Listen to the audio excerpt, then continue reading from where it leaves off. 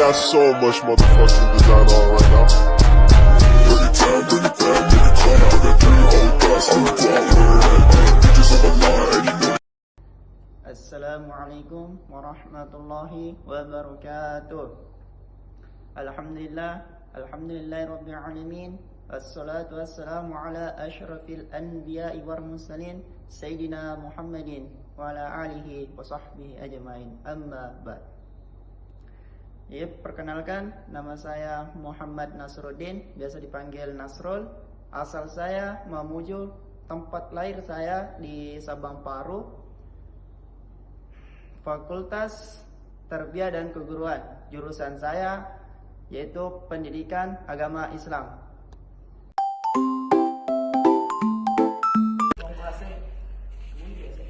Jadi saya akan menjelaskan satu materi yang telah diberikan kepada guru kita, yaitu komponen bimbingan dan konseling komprehensif kedua. Nah, bimbingan dan konseling komprehensif kedua adalah proses yang memberi bantuan yang dilakukan melalui wawancara atau melalui seorang yang ahli, disebut dengan konselor. Nah, kepada individu yang sedang mengalami sesuatu masalah yang disebut dengan konseli, yang bermuara pada tradisinya masalah yang dihadapi konseli, serta dapat bermanfaat berbagi potensi yang dimiliki dalam dirinya dan membentuk sebuah mengembangkan yang optimal atau bisa mandiri serta dapat merencanakan dalam yang lebih baik untuk mencapai kesejahteraan hidup. Adapun tujuannya bimbingan dan konseling itu adalah untuk membantu individu memperkembangkan secara mandiri atau optimal sesuai dengan tahapan perkembangan yang dimilikinya, seperti kemampuan dasar dan bakatnya.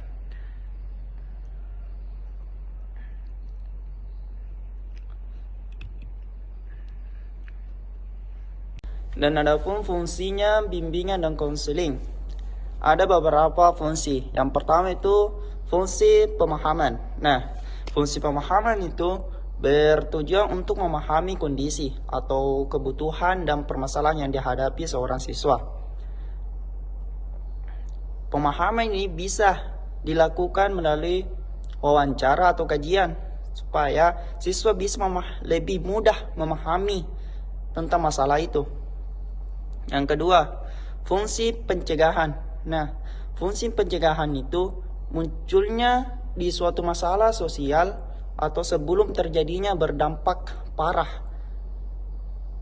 Pencegahan ini dilakukan dengan mengedukasi dalam masyarakat atau memberi pelatihan atau menciptakan kondisi yang mendukung kesejahteraan sosial.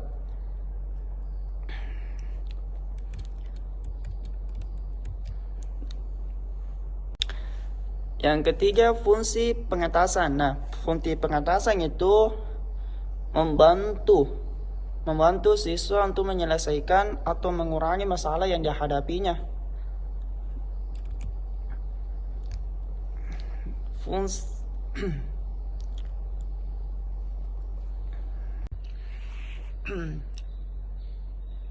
Poin ketiga itu peran bimbingan dan konseling dalam pendidikan. Nah, peran pelayanan bimbingan dan konseling itu dalam pendidikan atau secara umum dapat dilihat sesuai dengan urgensinya atau kedudukannya. Maka berperan sebagai menunjang kegiatan pendidikan melalui undang-undang. Peran ini dimanifestasikan dalam bentuk membantu para peserta untuk mengembangkan potensinya atau kompetensi kemanusiaannya dan kompetensi sosialnya, serta membantu kelancaran para peserta didik dalam mengembangkan potensi akademik dan profesional sesuai dengan bidang yang ditekuninya. melalui pelayanan bimbingan dan konseling. Adapun konsep dasar bimbingan dan konseling, layanan BK komprehensif adalah sebuah program yang dimiliki organisasi dalam perencanaan, pembagian, dan pengordinasian khusus untuk aktivitas bimbingan dan konseling. Berdasarkan kebutuhan peserta didik atau di sekolah dalam masyarakat untuk memfasilitasikan peserta didik mengembangkan kompetensi akademik atau karir. Ada beberapa landasan di dalam bimbingan dan konseling komprehensif kedua. Yang pertama itu landasan filosofis. Nah, landasan filosofis itu dalam pendidikan adalah dasar pemikiran atau pandangan hidup yang dijadikan pedoman untuk menentukan tujuan.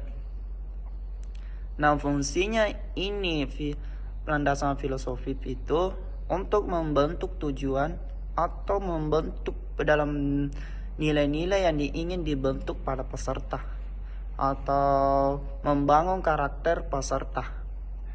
Misalnya, dalam pendidikan yang melandaskan filosofi mengembangkan nilai-nilai seperti ketuhanan atau ketuhanan kemanusiaan, persatuan, demokrasi, dan keadilan dijadikan dasar dalam kegiatan pendidikan.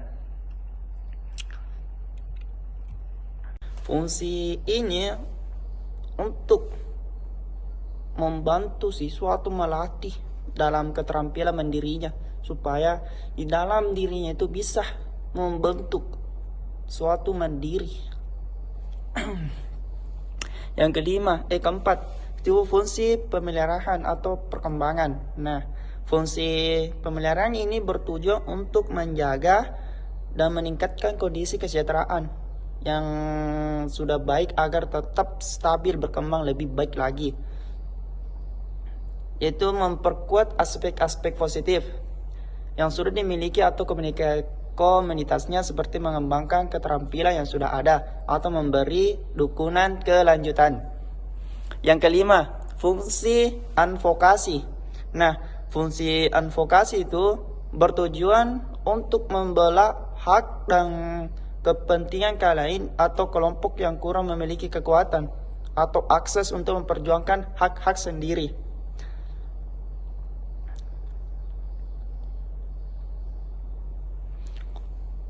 Yang kedua yaitu landasan religius. Nah, landasan religius itu dalam pendidikan merujuk kepada prinsip-prinsip nilai atau menjadi pedoman dalam proses pendidikan. Selanjutnya landasan psikologis. Nah, landasan psikologis adalah pendidikan yang pertimbangan aspek atau peserta didik seperti memperkembangkan kognitif atau visional dalam sosial. Nah, fungsinya ini psikologis untuk memastikan bahwa metode atau materi dalam lingkungan pelajar sesuai dengan tahap perkembangannya. Dan adapun layanan, ada beberapa layanan dasar. Yang pertama itu layanan dasar. Nah, layanan dasar adalah suatu program atau kegiatan yang bertujuan untuk memberikan pemahaman atau pengetahuan dan keterampilan dasar kepada semua peserta didik. Nah, tujuannya itu untuk membentuk sebuah peserta didik supaya mudah memahami dan mengembangkan potensi dirinya dan membentuk sikap dan perilaku positif yang akan menunjang keberhasilan mereka. Ya, selanjutnya layanan responsif. Layanan responsif itu bertujuan untuk membentuk atau membantu siswa yang dalam menghadapi masalah atau situasi yang bersifat mendesak atau membutuhkan penyelesaian segera. Nah, tujuannya bimbingan konseling komprehensif kedua itu untuk membentuk karakter siswa atau mencapai kematangan kepribadian siswa dan mampu membentuk akademik dan bermuara pada terbentuknya kematangan karir individu yang diharapkan dapat bermanfaat di masa yang akan datang. Nah, fungsinya bimbingan dan konseling adalah bagaimana bisa kita mengetahui kegunaan atau manfaat dalam keuntungan yang diberikan kepada siswa. Yang dimaksud adalah dapat dikatakan apabila ia tidak memperlihatkan kegunaan ataupun tidak memberikan manfaat atau keuntungan tertentu. Itulah penjelasan dari materi saya. Sekian dan terima kasih. Wabillahi taufiq wa sa'adah. Assalamualaikum warahmatullahi wabarakatuh.